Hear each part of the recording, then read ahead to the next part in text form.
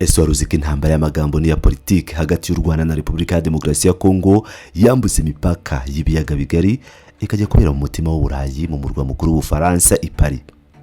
Niba waratekerezaga ko ihangana ry'ibi bihugu rigarukira gusa mu burasirazuba bwa Kongo cyangwa mu manama y'umuryango wa Afurika y'Uburasirazuba, reka nkubwire ko wibeshye cyane. Kuri wa kabiri tariki ya 30 Kamena 2026 i Paris habereye amateka mashya. Amateka atarigeze abaho mu myaka 56 yose umuryango mpuzamahanga w'ibihugu bikoresha igifaransa uzwi nka OEF umaze ubayeho. Abagore batatu b'Abanyafurika ndetse n'umugabo umwe w'umunyaburayi bahagaze imbere y'abaminisitiri b'ububanyi n'amahanga b'ibihugu 49.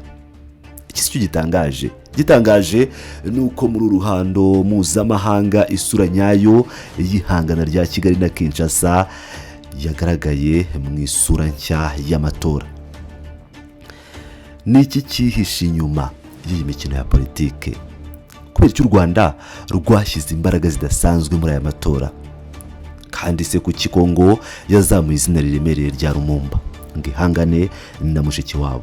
Uyu munsi tugiye kwinjira mu mizi y'iyi nkuru, ndakwereka uko amavugurura yakozwe n'u Rwanda yahinduye isura ya OEF burundu.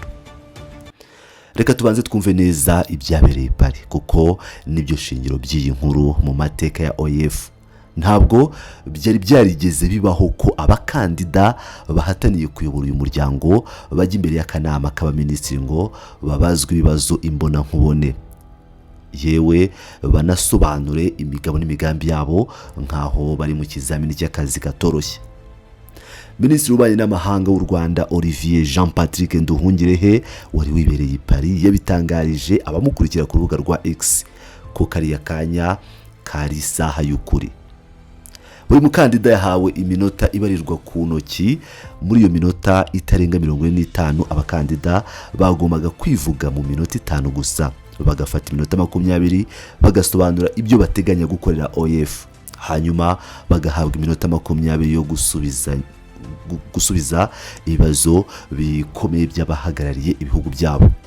Ni igikorwa cyari gihagarariwe n'ibihugu 49 birimo abaminisitiri 23 b'ububanyi n'amahanga. Abakandida batatu aribo uwa Mauritania, uwa Romania n'u Rwanda bari bahibereye imbona nkubone, mu gihe umukandida wa Repubulika ya Demokarasi ya Kongo we yakoreshaga ikoranabuhanga rya video conference. Nyuma y'ubuhamya n'ibizamini, ikintu kimwe cyagaragariye buri wese wari muri icyo cyumba: habayeho ikinyuranyo kinini cyane hagati y'ubunararibonye, ubuhanga no kumenya neza dosiye z'umuryango bya Louise Mushikiwabo ugereranyije n'abandi bakandida batatu bahanganye. Gusa nk'uko diplomasi ibigena, ibi byose byakozwe mu mwuka mwiza, nta guhangana kweruye kwabaye hagati y'ibihugu cyangwa abakandida ubwabo. Yewe banasangiye mu busabane bwateguwe na perezida wa CMF ukomoka muri Cambodia. Ariko se kuki ubu buryo bushya bw'amatora ari amateka? Reka ngusubize inyuma gato mu myaka yashize. Kera muri OEF kuyobora uyu muryango ntibyari bishingiye ku buhanga cyangwa ibizamini, ahubwo byari bishingiye ku bwumvikane bw'ibihugu bikomeye. Ibihugu by'ibihangange nka Canada cyangwa Ubufaransa nibyo byicaga bigakiza. Urugero rwa hafi ni igihe umunyakanada Michaela Jean yatorwaga. Icyo gihe ibihugu bya Afurika byari byabuze ubwumvikane ngo bishyigikire umukandida umwe w'umunyamauritania, Jean-Claude Delestrac. Ibyo byahaye icyuho Ubufaransa na Canada byumvikana ko uwo Michael Jean aratorwa. Yewe n'igihe Louise Mushikiwabo yatorwaga bwa mbere byavuzwe ko ubwumvikane hagati y'u Rwanda n'Ubufaransa bwagize uruhare rukomeye. Ariko ubu ibintu byarahindutse. Aya ni amavugurura akomeye Louise Mushikiwabo yizaniye kuva yagera ku butegetsi. Ubu nta gihugu na kimwe cyitwaza igihagararo cyacyo mu bukungu cyangwa muri politike. Ubu ni igihugu kimwe, ijwi rimwe. Mu matora y'ibanga, ibi bivuze ko OEF yamaze kwinjira mu matora nyayo ya demokarasi hagati y'ibihugu 53 bifite uburenganzira bwo gutora muri 90 bigize umuryango. iri ni ijambo rikomeye ku bihugu bya Afurika kuko ari byo bifite umubare munini w'abatora.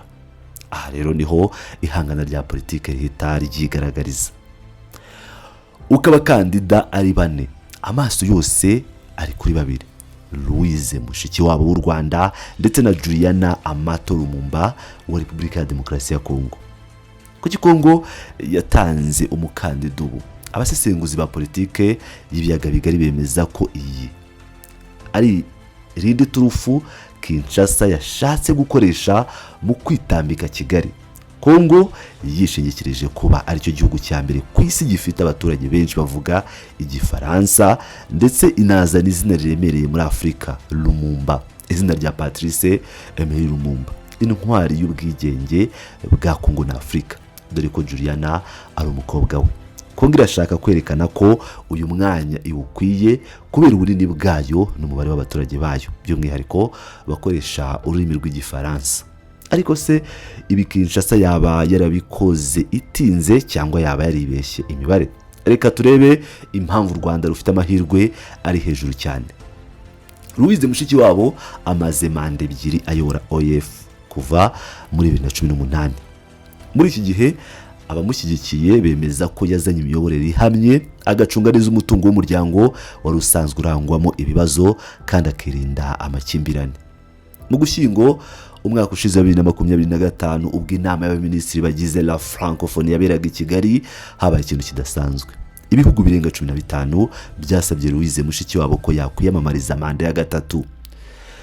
Byari bitangaje kuko iyi nama yari yatangiye ubusabe bufitwe n'ibihugu bibiri gusa. Icyo gihe Mushikiwabo yabasubije mu buryo bwa kidiplomasi ati ubusabe bwanyu ndabwumvise, ariko igihugu cyanjye cy'u Rwanda nicyo kizafata umwanzuro niba ngomba kuba umukandida cyangwa niba ntaba we.